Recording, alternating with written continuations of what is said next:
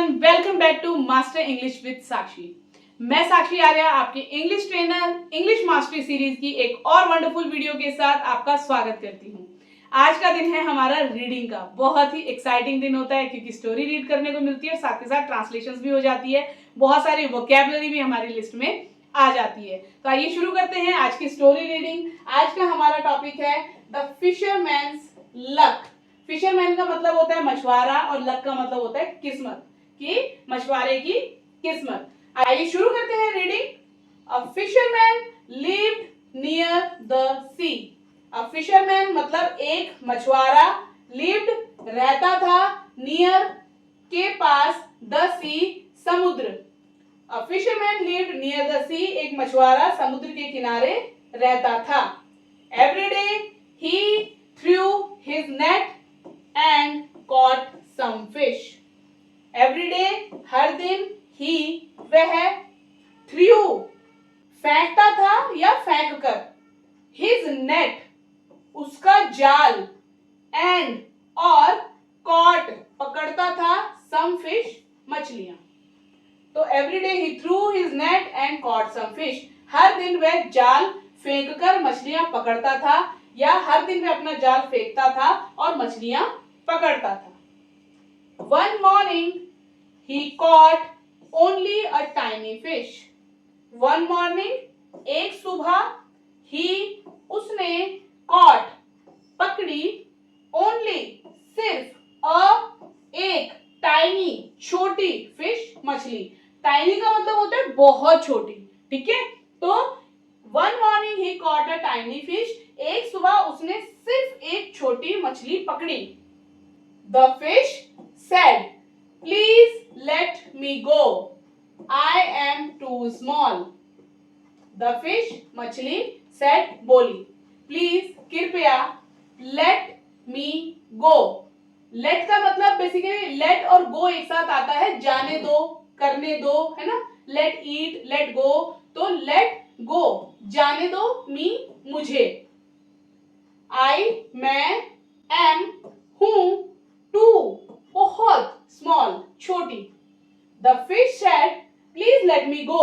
I am too small." मछली बोली, कृपया मुझे जाने दो, मैं बहुत छोटी हूँ।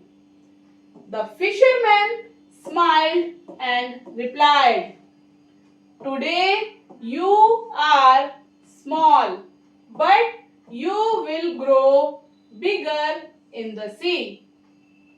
The fisherman मछुआरा smiled मुस्कुराया and और replied बोला, today आज तुम, you तुम, are हो small छोटी, but लेकिन you तुम will grow bigger मतलब बड़ी हो जाओगी, in में the sea समुद्र। The fisherman smiled and replied, "Today you are small, but you will grow bigger in the sea." मछुआरा मुस्कुराया और बोला, आज तुम छोटी हो लेकिन तुम समुद्र में बड़ी हो जाओगी।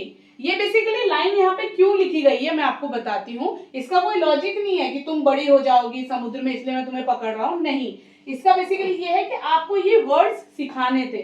तो स्टोरी में ये भी मत सोचिएगा कि हर लाइन का मीनिंग सिर्फ स्टोरी के ही तौर पे होगा। ये बेसिकली सेंटेंसेस हैं जो रीडिंग के लिए आपको सिखाने हैं। इस तरह की लाइंस यहाँ पे आनी जरूरी थी, ठीक है। तो कहीं पे लॉजिक ना भी दिखे तो ये मत सोचिएगा हम क्योंकि स्टोरी तो सिर्फ रीड कर रहे हैं, बट स्टोरी का यहाँ पे पर्पस है नहीं। जो चीजें आपके लिए जरूरी है वो सेंटेंस की फॉर्म में वहां पे दी जा रही है कि उसने बोला मैं बहुत छोटी हूँ, तो हमें बिगर भी बताना था, ग्रो भी बताना था। Still I will keep you because I worked hard.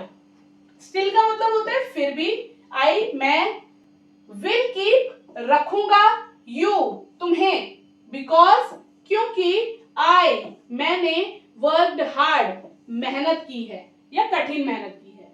Still I will keep you because I worked hard. फिर भी मैं तुम्हें रखूंगा क्योंकि मैंने मेहनत की है।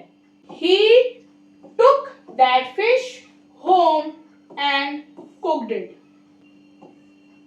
वह took home घर ले गया, that fish उस मछली को, and और cooked it इसे पका लिया।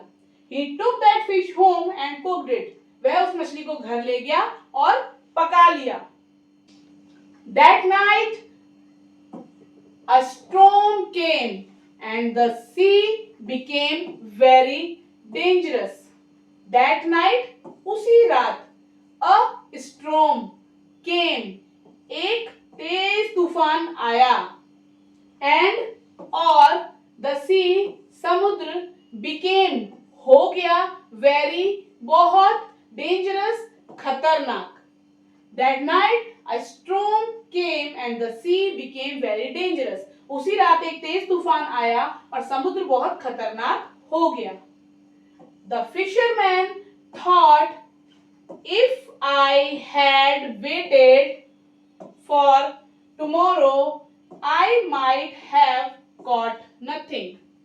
The fisherman, मछुआरे ने, thought, सोचा, if, अगर, I, मैं, had waited, इंतजार करता, for tomorrow, कल के लिए या कल तक, I might, शायद मैं,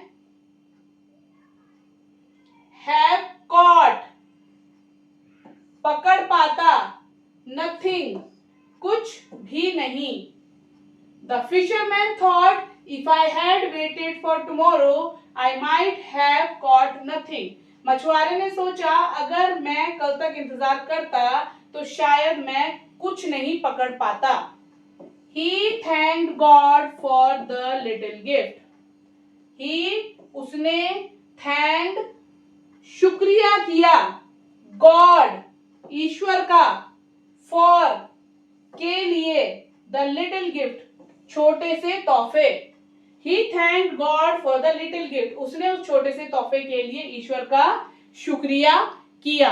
इस तरीके से वर्ड बाय वर्ड आपको ये रीडिंग करनी है, बार बार रिपीट करनी है.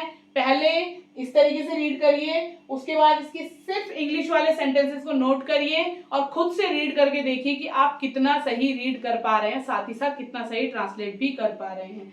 मैंने कोशिश करी है इसमें ज्यादा से ज्यादा और अच्छे वर्ड्स यूज करने की जो आपकी वोकैबुलरी में ऐड हो सकें और आपको आगे भी रीडिंग के लिए हेल्प कर सकें. उनको मास्टर कर लीजिएगा. जब ये स्टोरी हो जाए तो कोशिश करेगा कोई छोटी बच्चों की स्टोरी इंग्लिश में लेकर के उसको रीड करने की, ट्रांसलेट करने की कोशिश करिए. परफेक्शन का वेट करने की जरूरत नहीं है. जितना भी हो पा रहा है आप एक सेंटेंस, 2 सेंटेंस, 3 सेंटेंस जितना भी ट्रांसलेट कर पा रहे हैं करिए जरूर. वो आपके कॉन्फिडेंस को बढ़ाएगा. कोई भी डाउट होता है, कोई भी क्वेरी होती है तो आप हमारे कमेंट सेक्शन में मेंशन कर सकते हैं. साथ ही हमारे व्हाट्सएप नंबर पर भी अपनी क्वेरी लिख करके भेज सकते हैं. आपसे कनेक्ट करके आपकी क्वेरी रिजॉल्व कर दी जाएगी. याद रखिएगा ये जो नंबर स्क्रीन पर दिया जा रहा है ये आपके सिर्फ व्हाट्सएप असिस्टेंस के लिए ही है. इस पर कोई भी कॉल कंसीडर नहीं करी जाएगी. आप व्हाट्सएप पे अपनी क्वेरी भेजिए तो उसका जरूर जवाब आपको मिलेगा. वीडियो अच्छी लगी हो तो लाइक जरूर करना, अपने ज्यादा से ज्यादा दोस्तों के साथ शेयर करें. चैनल को अभी तक भी सब्सक्राइब नहीं किया है तो चैनल को सब्सक्राइब करके बेल बटन जरूर प्रेस कर लें जिससे कि आप हमारी इस इंग्लिश मास्टरी सीरीज का हिस्सा बन सके. मिलते हैं अगली वीडियो में एक और सुपर्ब टॉपिक के साथ. Till then keep learning. Goodbye, take care.